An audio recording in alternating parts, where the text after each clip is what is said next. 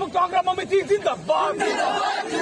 মৰিগাঁও ছাত্ৰ মুক্তি সংগ্ৰাম সমিতিৰ প্ৰতিবাদ। মৰিগাঁও ৰাজপথত মৰিগাঁও জিলা ছাত্ৰ মুক্তি সংগ্ৰাম সমিতিৰ প্ৰতিবাদী কাৰ্যসূচী। অসম চৰকাৰ হাই হাই, অসম চৰকাৰ কাম নাই। অসম চৰকাৰে গ্ৰহণ কৰা অসমীয়া ভাষা আৰু চৰকাৰী শিক্ষা খণ্ড বিৰোধী সিদ্ধান্তসমূহ বাতিল কৰা আৰু চৰকাৰী শিক্ষা খণ্ড ৰক্ষা কৰাৰ দাবীত মৰিগাঁও জিলা ছাত্ৰ মুক্তি সংগ্ৰাম সমিতিয়ে বৃহস্পতিবাৰে মৰিগাঁও চহৰৰ মাজমজিয়াত এক মানৱ শৃংখল কাৰ্যসূচী ৰূপায়ণ কৰা পৰিলক্ষিত হয়।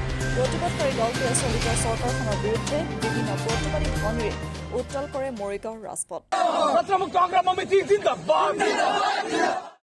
ইতিমধ্যে অসম চৰকাৰে যি সিদ্ধান্তসমূহ লৈছে, অপ্ৰদেশিকীকৃত বিদ্যালয়সমূহ কোনোদিনাই প্ৰদেশিকীকৃত নকৰাৰ তেওঁলোকে যি সিদ্ধান্ত তেওঁলোকে লৈছে, লগতে তেওঁলোকে সিদ্ধান্ত লৈছে যে প্ৰতিটো সমষ্টিত এটা এটাকৈ আদৰ্শ বিদ্যালয় তেওঁলোকে চিহ্নিত কৰিব আৰু ছাত্ৰ ছাত্ৰীৰ পৰা তেওঁলোকে মাচুল ল'ব 300 টকাকৈ।